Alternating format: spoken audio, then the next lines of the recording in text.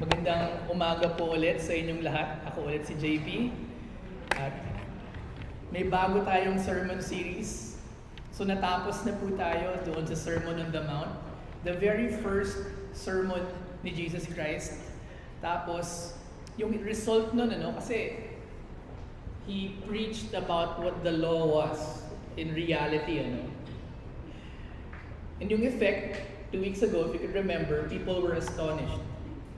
Some people were amazed enough, like the scribes, that they started plotting against Christ. Parang, ang galing nito itumba natin. Some people na astonished, ang galing nito pero not sold out enough. Ang galing niya, pero they were eventually requesting for a thief to be released instead of Christ. But there are some people that were amazed enough and sold out enough. At sila, yung mga tao na nandito ngayon sa Acts. Umpisa tayo with the prologue. Sinabi nung binasa natin kanina. In the first book, we're referring to Luke, kasi si Luke ang nagsulat ng Acts. It's a 2-part series yung Luke at yung Acts. Magkasunod yun, dahil series 1 and series 2, ika nga nila. Sabi niya, O Theophilus, I have dealt with all that Jesus began to do, taken up after, tapos apostles, Holy Spirit. Makikita natin na ito yung mga characters, makita mo may narrator, at sino dito nanonood ng Korean novela? Di ba kadalasan may narrator? Yung narrator, ikaw yung kausap. Pero sa loob ng storya, may nag-uusap rin. Di ba? Ganoon ang nangyayari dito. So, ang nangyayari, actually hindi lang dito. When you encounter a narrative in the Bible, ganun usually. Una, merong plot talaga, yung storya. Si Jesus, Holy Spirit, si God, yung apostles, yung kinikwento ng storya. And then there's another layer na kausap naman ni Luke in the first century, yung kausap niya, yung first century Gentile church, hindi pa kayo. Kasi sa telenovela, kayo agad Parang kayo is yung pangatlo na. Yung pangatlong layer na. Inoobserbahan nyo kung ano yung goal ni Luke doon sa first century Gentile church na kausap niya in explaining Jesus and the apostles. Nakita nyo yung tatlong layer na papunta sa inyo. Yun yung discipline that you should have when you study scriptures. Hindi immediately ikaw ang kausap. So to establish yung storya, let us journey first. Sino ba si Theophilus? Sino sinulatan?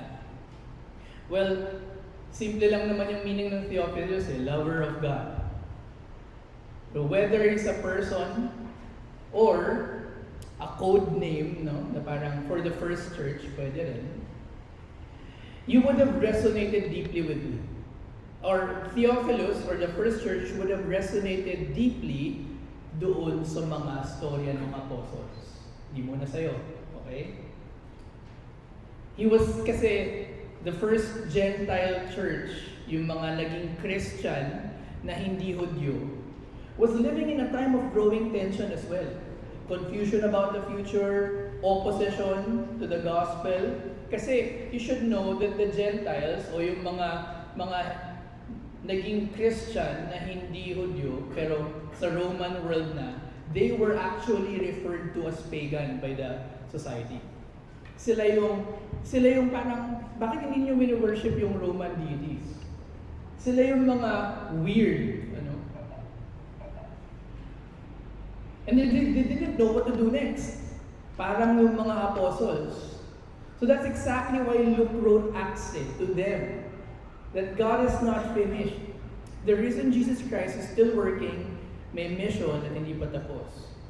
So likely Gentile believers na kalat sa Roman Empire could be reading, ito pala yung nangyayari sa kanila. And that should encourage me because the political pressure I'm going through, the confusion I'm going through, the growing oppression and opposition I'm facing, yun rin yung pinagdaanan ng mga Jew dito sa storyang to ng mga apostles ni Christ. And you ask the same question today. In both layers, makaka-relate ka eh. Luke, Theophilus, Apostles, and Christ. Because you ask the same question, di ba? In the Philippines, their politics is broken, like theirs. Injustice normalized, like theirs. Religious life often feels transactional and hollow, like theirs. And yung tanong mo, is tanong rin nila eh. Is Jesus still moving in our country, in my land? Is this church still part of something divine? Or are we just going through the motions over and over and over again? Trying our best without any real social impact. No? And just like them, many Filipino Christians, you feel exhausted. Diba? You strategize, you serve, you push hard, but deep down you continue to wonder, has God left us to figure things out? And alam ni Luke yung doubts na to, ano? Kaya nga niya sinulat yung Acts eh. But it's not just history. The book of Acts is a reassurance that Jesus is not absent. Look at what he was doing with the apostles, and he's still doing it to you, Theophilus, and he is still doing it to you, Jesus Rizal, today. The same God is still at work. The question that I want to ask is this: will we build this church the way Jesus commands? Not by rushing into activity programs or what have you, but by depending on His Spirit together. Minsan kasi may gigil tayo eh. Anong ginagawa natin sa building dito, sa kapitbahay natin, sa palengke, sa ganito, ganyan, sa eskwelahan? But is that the first thing that we should be doing? What should we do then to say that we want to start right? So pagpupuntahan natin yung passage today, dalawa lang naman yung movement. Una, we will observe the storyline, ano ba yung nangyari? And then secondly, we will reflect and apply yung mga principles that we could have it, or we can get from it. So basically, ano yung storya and what's in it for me? So let's go. What's the story? It started with a command, ano? Imagine a team of rescuers. Nasa helicopter na sila, pupunta sila doon sa kasi may mga dinump na body somewhere. So pupunta sila doon, bumabagyo. Well, they have the skills, they have the gear, they have the engines running, but they've been told, huwag ka muna lumipad. Kailangan natin ng exact coordinates. Pero they're restless. Kailangan ko na kumilos. The world is dying. People are in need. If hindi ako lumipad ngayon, baka mamatay sila. But think about it. But if wala ka namang coordinates sa pupuntahan mo, kahit lumipad ka ngayon, saan ka pupunta?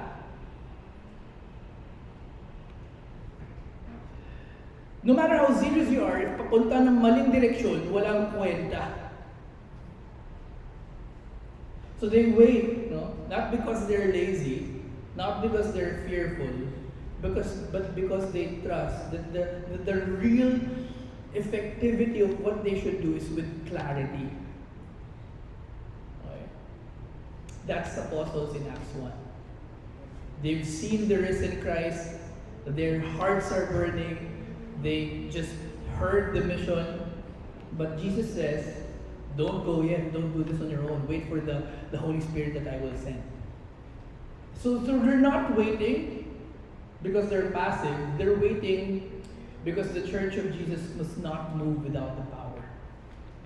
After His suffering, He presented Himself and gave many convincing proofs that He was alive. Bakit ko binura, no? Mali, highlighter dapat. Okay na yan. O basta alam nyo na convincing proof yan, ha? See, Luke wants to clearly tell Theophilus, convincing, nakikita namin, that he showed up over and over and over again. Buhay siya, convincingly alive. So perhaps si Luke was writing to a group of people na second hand na yung news about Jesus Christ rose again. But Luke was saying he was there, he was alive, convincing proofs. And even on a deeper layer, Jesus was himself proving to the apostles, appearing after his death too. So he was clarifying to Theophilus that Jesus Christ was also proving that he was God to his apostles. And God is telling you the same thing today. The command is very clear though. The command of Christ to them is wait. So picture this. The disciples are waiting, just Jesus told them. They've seen the risen Christ, they've been told to stay put, and they know something big is coming. The promise of the Father, the Holy Spirit, But ano ba ibig sabihin ng waiting? What exactly are they waiting for, and what is happening, or what should happen when you wait? So the plot thickens, the desire is real, the hope is strong, and so is the question. Is this the time? Ngayon na ba? Ika nyo yung tanong, Lord, will you at this time restore the kingdom of Israel? That's where the disciples are. Very nationalistic pa rin yung higit nila. They can't hold it anymore. Is this it? Is this the time you're going to restore everything, and you will be here and you will be king? And let's hear how Jesus responds. It is not for you to know times or seasons that the Father has fixed by His own authority.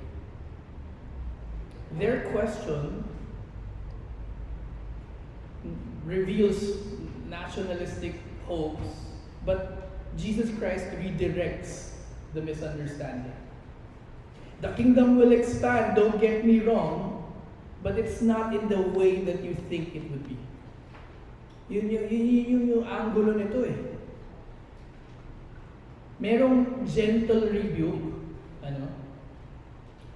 kasi ako yung masusunod, timeline ko masusunod, at the manner of how to win the world ay yung strategy ko, hindi yung strategy nyo, sinasabi niya. And you will receive power on my time. And that's when the climax happened, Jesus bigla was taken up.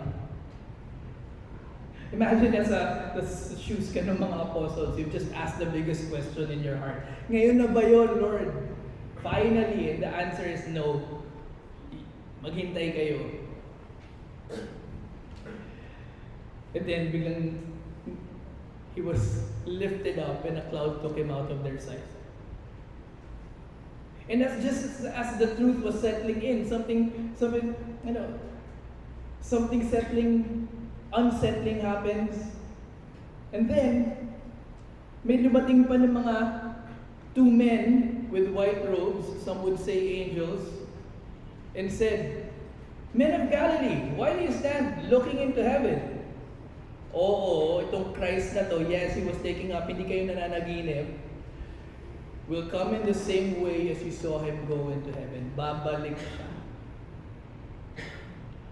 See, if you read here, certainty of return anchors the early church's eschatological hope. If you would read through the first materials, yung mga sinulat ng mga church fathers, the return of Christ is central. Babalik siya ulit. Tayo ngayon, hindi na masyado, parang hindi na tayo ganun kagigil na bumalik siya. Minsan pa nga, Lord, wag muna kasi hindi pa ako nakakapag-asawa. Or wag muna, hindi pa blank, blank, blank. Mas malalim siguro yung sa iba. But during their time, the persecution was so real that it's always a corporate desire to say, Lord, return. Set things straight. Pero, ang sinabi ng dalawa, do not linger. The mission begins with eyes forward, not upward. And thus, the resolution happened. Imagine the silence after the cloud swallowed him. Ano? You're standing there, biglang inakit si Christ, and then kinain siya ng cloud na wala. Then biglang may dumating pa na dalawang angel. You know, the one you followed for 3 years, the one you sacrificed your fishing business, yung isa pagiging part ng pagiging rebelde because he's a zealot, o yung isa pagiging tax collector, o pagiging politician, give up niya. Then all of a sudden that person that you followed, you gave everything up, it disappeared. And then the last word niya is wait. You could have scattered, you could have started planning, strategic planning, how do we wait with ganyan. You could have given into fear, but instead, what did they do? They walked back down the Mount of Olives, gathered in an upper room, and together, you do the one thing Jesus told you to do. You wait, and ano yung ginawa nila sa waiting? Their version of waiting is devoting themselves to prayer.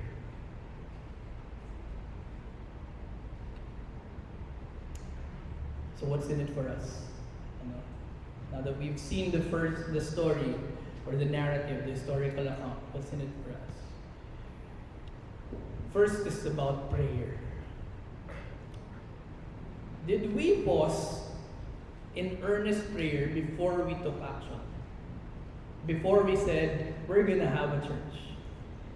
Was there a clear leading from the Holy Spirit that said, start a church here? It's a question that I cannot answer myself.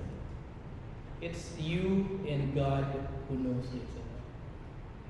And napakaganda rin ng perspective nito. Hindi namin to pinilit, But yung pinaka-last na governing board meeting together with the ministry team leaders, when we had a devotion, ang lumabas na pinaka-importanting work na gawin natin ngayon is prayer.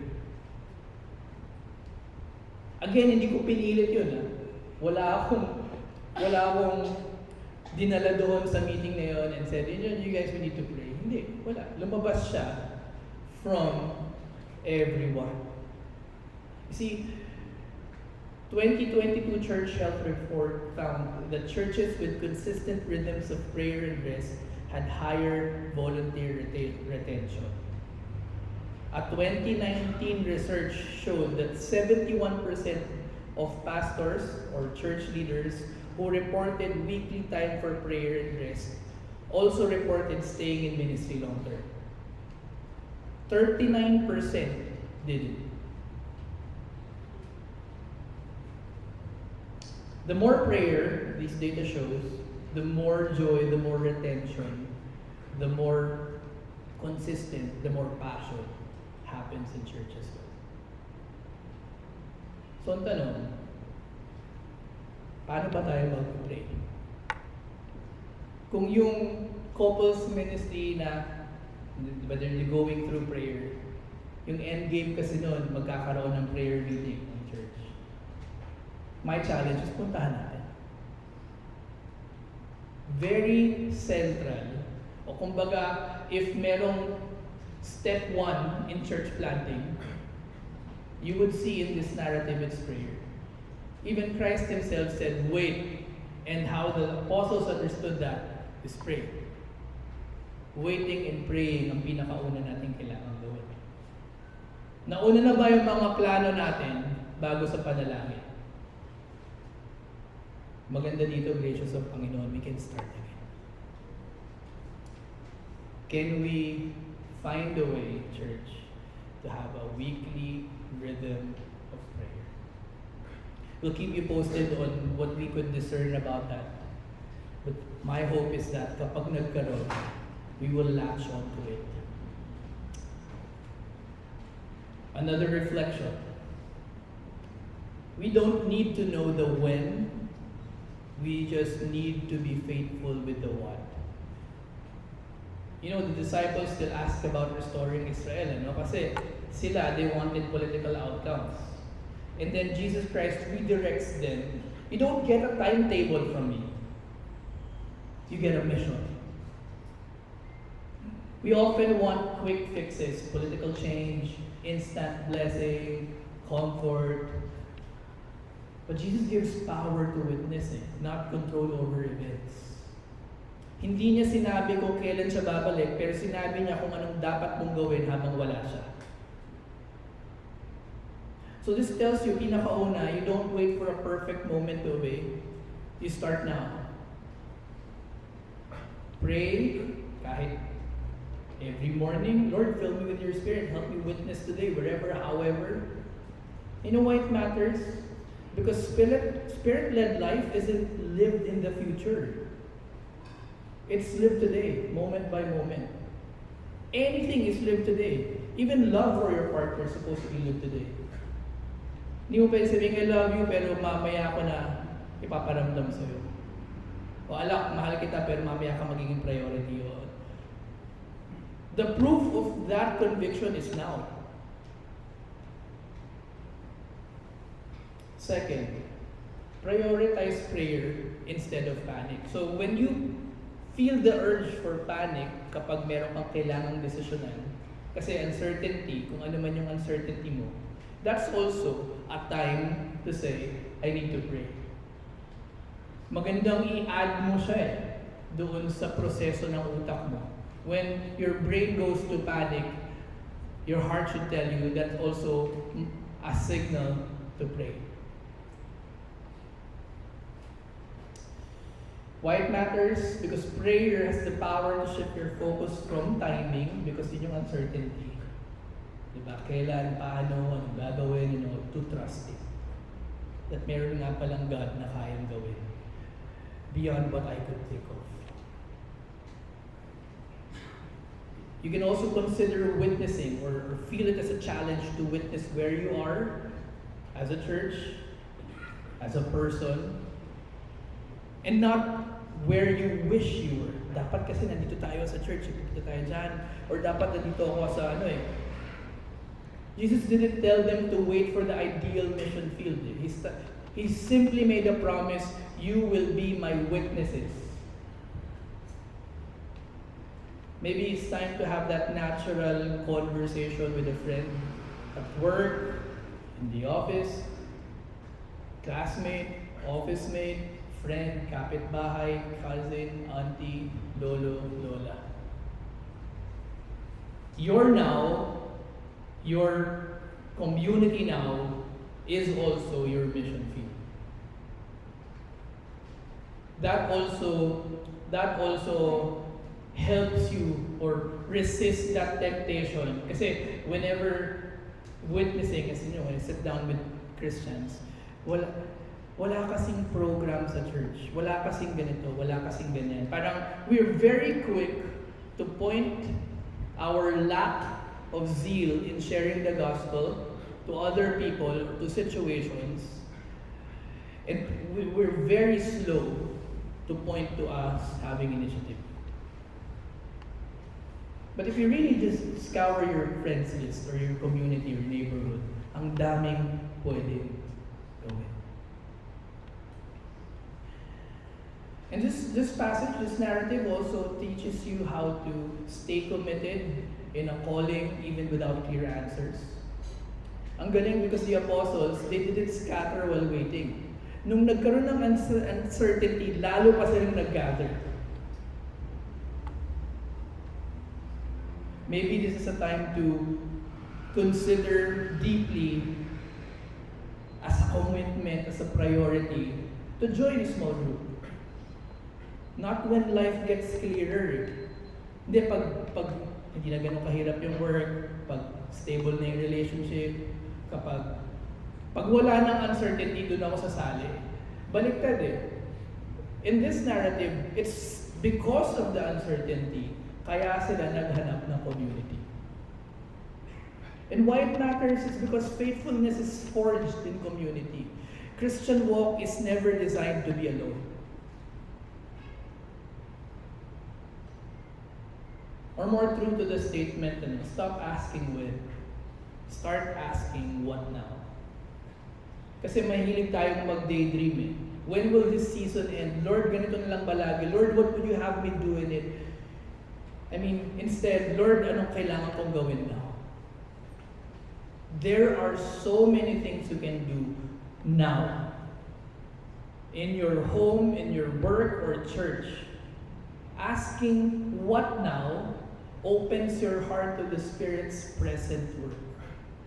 Mas magiging observant ka sa mga nangyayari sa harap. Another reflection is, the Spirit empowers the church, not programs.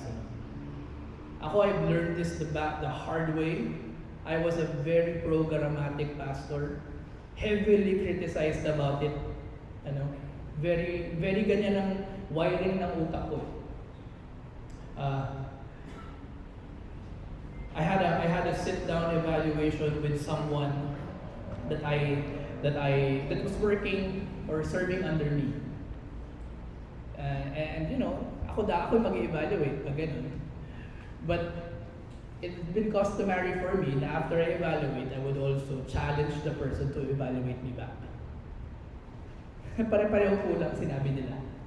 So parang my team was 7 people. They all say the same thing. Pastor JP, pag sa'yo, parang puro, naabot ba natin to? Hindi. Bakit? Naabot ba natin to? Hindi. Bakit? Pag kaupo kita, pag may meeting tayo, laging Gantt chart. Hindi mo kami kinakamusta. Ano nangyari? Ganun. Siguro po yung version na nadatnan nyo, nagbago na kasi. Okay? But I was not like this. And it's really part of experience, but also partly understanding more what the scripture says. Jesus tells them to wait for the promise, the Holy Spirit. The Spirit doesn't just bring comfort, He brings power for witness. The early church's starting point is not structure or Gantt chart, but surrender and prayerful waiting. In our program-heavy, strategy-driven, organizational culture in the Philippines, we must recover from the rhythm of spirit dependence over performance. I meant, we must recover yung rhythm of spirit dependence over performance.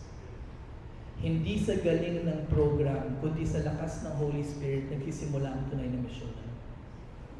Napakasimple ng application nito eh. Pray before you plan. Don't be impressed with a good plan if there wasn't any lengthy prayer backing it up. And if you're going to present, we should do this, you ask yourself, have you prayed long and hard about it already? When you present that to your wife, to your husband, when you present that to your son, when you present that to your parents, when you present that to your pastor, to your elders, the question is, have you prayed about this anak? Have you prayed about this kapatid? We often ask God to bless our plans instead of aligning our plans with His presence. No? Nanggagaling sa atin, and Lord bless mo. It doesn't mean na hindi ka na magpaplano. Ganda nga ng Proverbs di ba? Man can plan, but it's the Lord who directs his step. It allows you to plan, but you hold it loosely. Planning is a thing that you have because you're in the image and likeness of God, and God plans. Diba? Dahil you're designed after God, you can plan. So it's a good thing to be a planner. But without prayer, without depending on the Holy Spirit, it will start to catch up on you. Another thing to know or notice is since it's not programs, everything you do, you must focus on the people. Programs don't change lives, Spirit-led relationships do. Programs are simply tools for spirit-led relationships to happen. Maybe you can reach out personally to someone in your ministry, in your small group, in your family this week. Ask how they're doing. Not just what they're doing. You know, when I sit down with people younger than me, they would say, when I sit down with my parents, it's always about work. Or may criticism about me. Merong something about me na hindi enough. Hindi nga niya alam yung pinagdadaanan ko. Is that the emotion that you want to come from someone that you have sacrificed everything for? And I understand it, di ba? Kasi even if maliit pa yung anak ko, sometimes you get frustrated so much because you care. Di ba? You care. You gusto mo maging successful siya, ganyan. But sometimes because of that programmatic thinking, nawawala yung pagiging tao nung mahal mo. This matters. The Spirit works through people, not presentations, not programs. And as a leader or as a parent, measure fruitfulness by faithfulness and not attendance or not product. Matutuwa ka yung anak mo supposedly dahil naging faithful siya more than naging mayaman siya. Okay? What you want to be proud about in your church, in your child, is their faithfulness to Lord. A successful ministry, a successful career, they aren't always a crowded one. Remember that. If yung anak mo pinili faithfulness, most probably there are other people who will have more business success than him or her. Bakit? Because this is a narrow path. And ikaw dapat ang pinaglalaban at dinidepensahan yung anak mo for choosing something as odd for the world as what he or she is choosing. You value his faithfulness in the little things, her faithfulness in the little things. You value her integrity. You value how she doesn't speak behind a person's back. Yun yung mga metrics mo of success sa anak mo eh. More than, uy grabe, 1 year lang, boss na. Bakit? Malay mo naging boss because of shortcuts. You never know eh. And that's not what you want to instill sa anak mo. You want your child to always think about, I am faithful to the Lord. I don't care about what other people say. I did what is good in the sight of God. And alam nyo, yun yung major proof of the Spirit leading sa anak mo. The Spirit produces fruit, Galatians 5:22.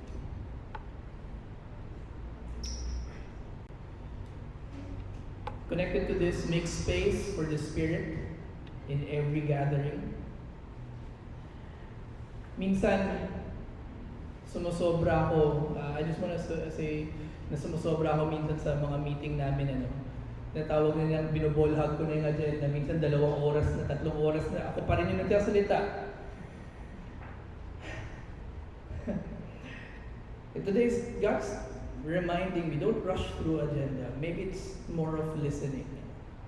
Maybe it's time to create moments in your family, in your small group, here in the worship service, where people can simply pause, pray, and listen to God. Not just follow a liturgical script. Why it matters? Because the Spirit often speaks in silence more than in structure. In prayer time, we continue. We rely on the Spirit for change. Programs may inform, but only the Spirit transforms. The final reflection here for Theophilus as what he saw in the apostles, and for you as what you see in both Theophilus and the apostles, is that the story isn't over. Di pa tapos ang Panginoon. Una, Jesus lives. Pangalawa, He leads. Pangatlo, He is coming again. We saw that he presented himself alive to them after his suffering by many proofs. If Christ has not been raised, sabi ni Paul, a Jewish believer after that.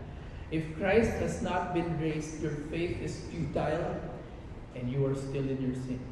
Pero dahil Jesus Christ lives, the resurrection proves Jesus is not just a martyr, not just a smart guy, not just a cool philosopher. He is the Savior who defeated death so you can live.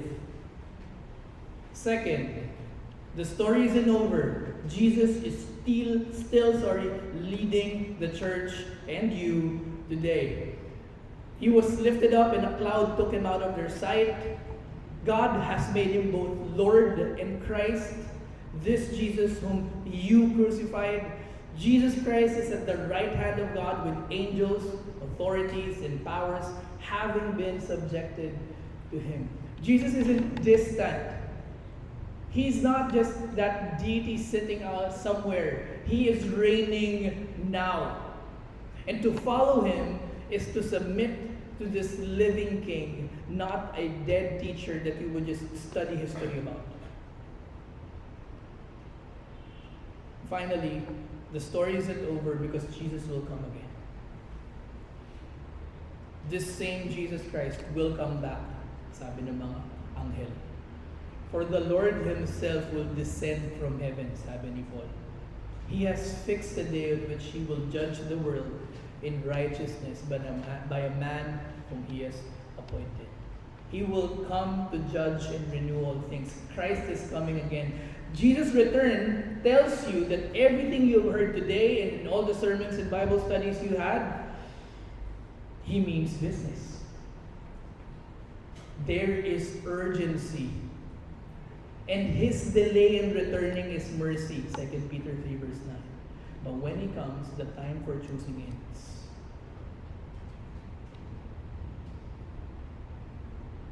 That's why, if there is a time to repent, it's today.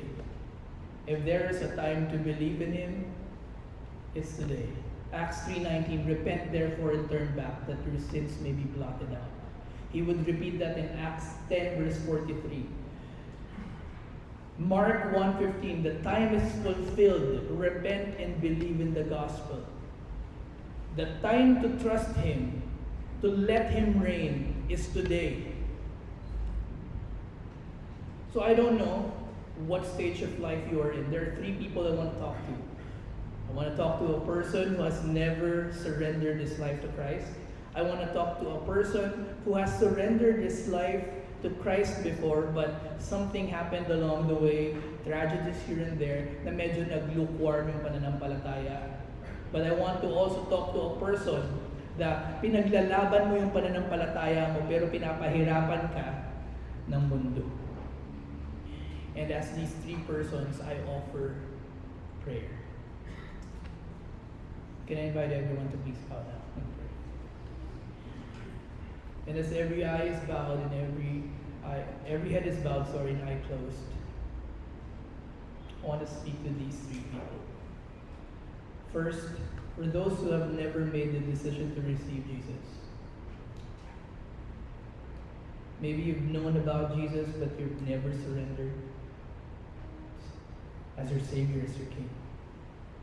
Maybe you've tried fixing your own life, or you've thought you weren't good enough. The good news for you is Jesus already did the work. He suffered, he died, he rose again. If today you're ready to turn from your sin and trust him, say in your heart, Jesus, I want to follow you. I want to surrender my life to you. I am done solving my own problems that never work. I surrender my life to you, my King. If there's anyone who can bring me from where I am to where I should be, it is you.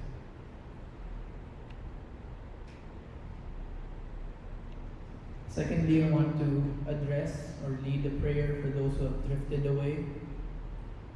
There was a time that you were on fire for God. You served, you prayed, you believed. But life happened, and some sin crept in. Disappointments also from people that you care about. People even led you to Christ. And disappointments in God also came. And now you feel far from Him. Listen, Jesus hasn't changed. And no one can snatch you away from His hand. He is still the risen King. And He's calling you back home. Return to me and I will return to you, Malachi 3 verse 7.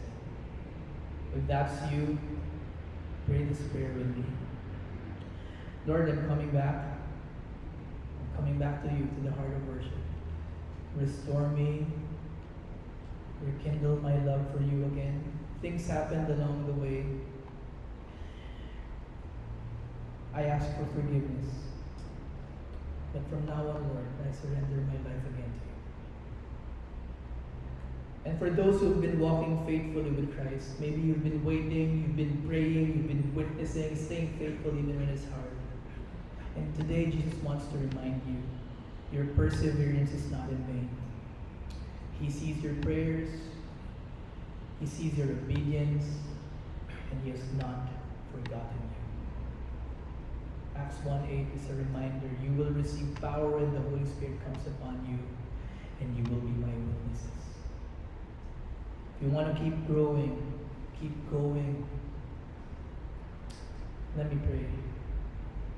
Lord, strengthen us. Fill us again. Allow us to face the daunting trials in front of us.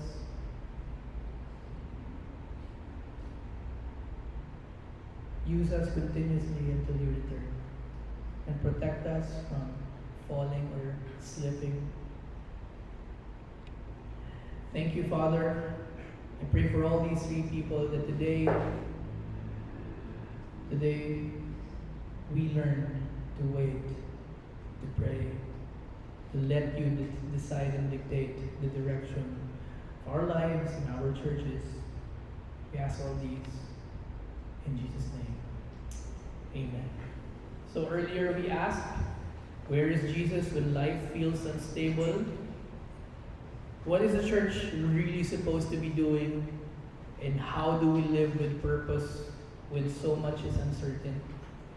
Itong storyang to tells us it's not with easy fixes. It's not even with tough strategic planning. It's with a clear call. Jesus is risen, so your faith is not in vain. He is reigning, so you are not in control. But you are not alone, and He is returning. And that's what we will find out when we continue on, when the Holy Spirit arrives. The next sermon informs you about what you already have as a church, as an individual, to face the trials that you have been facing and will continue to face. But again, this sermon tells you that the church didn't begin with a strategy, but with surrender. Not with program, but with prayer. Not by chasing outcomes or deliverables, but by depending on the Holy Spirit. And so we ask again, as GCF Rizal, will we build this church the way Jesus commands, not by rushing into activity, but by depending on His Spirit together? Because if Jesus is alive, reigning and returning, then what matters most is not how much we can do, but how deeply we can trust, pray, and bear witness together till He comes again. I did not put the breakout group questions on our screen because mahaba siya. Hindi nyo rin naman mababasa. So please refer to the bulletins. I also will be prompting in the middle of the breakout groups a time to pray so that we can immediately apply this passage, just like what we did last week. So siguro on the 10-minute mark, I will tell you to pray. Given na 10 minutes lang yung conversation, I challenge to make the group smaller, 2 to 3 or 3 to 4, and limit rin yung conversation so that everyone will be able to converse. At again, final na reminder, huwag nyo pong ipagkalat ang lahat na maririnig nyo sa small group so that we can maintain the authenticity of our small group setting. Yun lang po.